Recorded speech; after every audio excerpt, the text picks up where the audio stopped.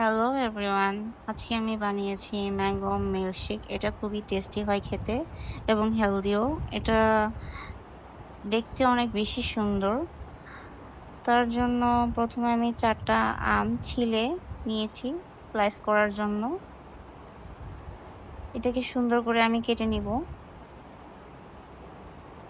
এটা অ্যাকচুয়ালি ফ্রিজে রেখে দিলে যে কোনো সময় বাহির থেকে এসে খেলে খুব শরীর ভালো লাগে, ক্লান্তি দূর হয়। ইভেন আপনারা চাইলে মেহমানদেরকেও সার্ভ করতে পারেন। এটা একটা খুবই মজাদার একটা মিল্কশেক বলা চলে।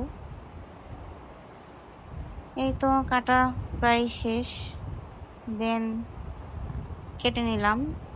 এখন আমি এটাকে ব্লেন্ড করব। অর্ধেকগুলো কাটা আম আমি নিয়ে নিয়েছি। দেন আমি এখানে 4 টেবিল চামচ চিনি ইউজ করব। দেন আমি এটাকে চিনি আর আম একসাথে ব্লেন্ড করে নিব। দেন এখানে আমি আধা কেজি দুধ নিয়ে নিয়েছি।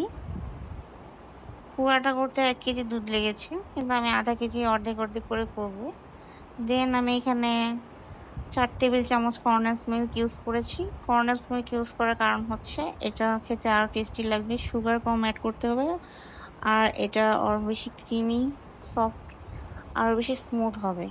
দেন আমি এখানে হুইপ ক্রিম যেটা স্যাশে সেটা ইউজ করেছি 1 প্যাকেট। আপনারা চাইলে লিকুইডটাও ইউজ করতে পারেন।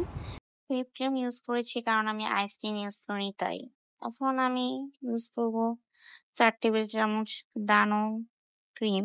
ডানো ক্রিম ইউজ করার রিজন হচ্ছে মিল্কশেকটা যেন আরো বেশি থিক হয় তাই।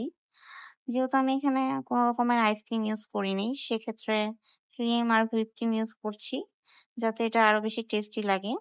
কারণ সবসময় আমাদের হাতের কাছে আইসক্রিম থাকে না। সেক্ষেত্রে ক্রিম আর হুইপ ক্রিম ইউজ করাটাই বেটার মনে করছি। আপনারা চাইলে এটা স্কিপ করতে পারেন। সো দেখতেই পাচ্ছেন এটা দেখতে এমনিই ইয়াম্মি লাগছে। এটা বানানোর পর আরো কতটা ইয়াম্মি লাগবে সেটা বুঝতেই পারছেন।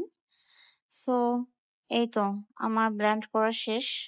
আপনারা দেখতেই পাচ্ছেন এটা কতটা ইয়াম্মি ক্রিমি টেক্সচার চলে এসেছে।